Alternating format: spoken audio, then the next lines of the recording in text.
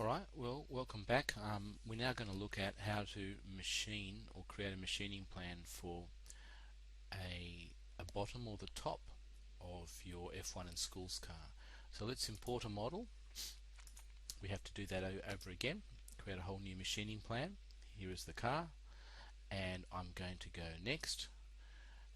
I want to create the direction for the tool to point onto the bottom of the car. So I'm going to have to flip the car around in the Y direction to get myself, that's the correct orientation, with the spigot on my left and the block on my right. Now I'm going to flip it in the Z direction, so I'm looking down at the bottom of the car, and that should indicate to you that the tool is now going to machine in the direction of that arrow. It's going to machine the bottom of the car with the spigot on my left. What that means though is that the block has changed. It now is sitting in a different kind of format. So the milling machine now needs to know that the Z direction is only, the billet is only 50 millimeters deep in the Z direction, still 223 long in the X, but in the Y it's 65. Alright, we'll leave that fine. We've orientated the model. Next we have to set the depth of cut. The depth of cut doesn't need to be as deep as that. Think about efficiency. We don't need it to be, I'm raising it up a little bit. If I go too high, I'll lose some of the definition that I want. I want to go just below, allowing that couple of 2 or 3 millimeters. So I've set the depth of cut. Now the billet size. Now the block itself, when we orientate it so we're machining on the bottom, the width will be 65. So the Y direction, which is the backwards and forwards that I'm pointing here, 65 millimeters, which is correct. The Z direction, which is how deep it's going to be, is 50, and the X stays at 223. This is set correctly because I actually practiced on a block beforehand.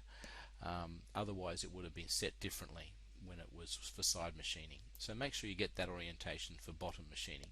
For top machining it'll be very similar. Okay, next.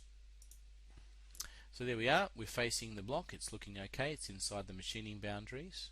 Make sure the scale's 100% and we can move on. This section, the set model position, is already set up for you, don't have to be concerned about it. Now the model boundary, again the Y boundary, you're going to increase by 3 millimeters to allow for the fact that the cutter has a 3 millimeter radius, and we want a clean edge without a rounded little dimple left there. We know all this has been set up before, it hasn't changed. QuickCAM Pro will remember that, so the ball nose is all set up correctly. We're going to add a machining plan, choose the raster finishing plan. Dialog box is what you're used to.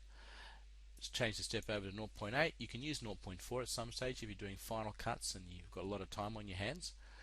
Raster angle 270 degrees is correct. Let's set a custom machining boundary. Okay, now there's our machining boundary. We don't need to go all the way across the top of here, so I'm going to change the maximum machining boundary to make it 175 millimeters, because I happen to remember the car was that long. I might make it a little bit longer to allow for some radius on the cutter, so I might make it 178. Click OK and wait a minute and it'll generate the toolpath. So there's the toolpaths that you can see, all looking good. Go next and you get to see the milling cutter operate and do its job. There it is. So that's what a sped up version of what's going to happen. It all looks good to me. Go next. Now this part's a little bit tricky. We've got to set the CNC file output with the datum position. I'm indicating over here. So remember the datum position was the center of the gas canister. Now the X distance stays the same, and that's indicated, so it looks like it's in the right spot over there. However, the Y distance is now going to be the distance from the base of the car to, I beg your pardon, the Y distance is going to be across the face over here. So the datum position is going to be halfway of 65, which is 32.5, and that's correct. And the Z position, well, the Z position needs to be 29 millimeters from the base of the car negative, going downwards to reach the middle. So it's negative 29. There it is. Again, it's set there because I set it up when I practiced on a previous car for you, so you wouldn't have to see me make any mistakes. Alright, so let's hit post process. Now when you label it, important, label this as bottom so that spell it correctly, so that you know that you don't start trying to machine on the side with a bottom machining file. It'll be a disaster.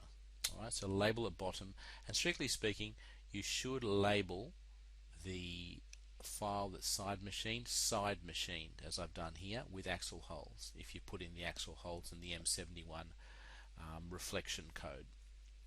So label it as bottom, and we'll save it. It already exists, so I've done it before. Click yes, and you're done. Now, if we opened up the file and we navigated to it, there's no need to add anything more to that file because we're not going to reflect it. We don't have to add the M71 code. We're not going to drill axle holes. We don't have to put the extra axle hole information in. You just leave it sit as it is and run it as it is. Okay, so that's all done. Now for the top, it's a similar process, except you orientate the model so that the cutting tool's facing the top and go through exactly the same process. And then when you label that file, label it as top, so you know you've got to change the block around in the fixture, orientate it towards the top, and you can machine the top file. So every different face that's being machined, if it's not the sides, will require a different machining plan. Okay, thanks very much.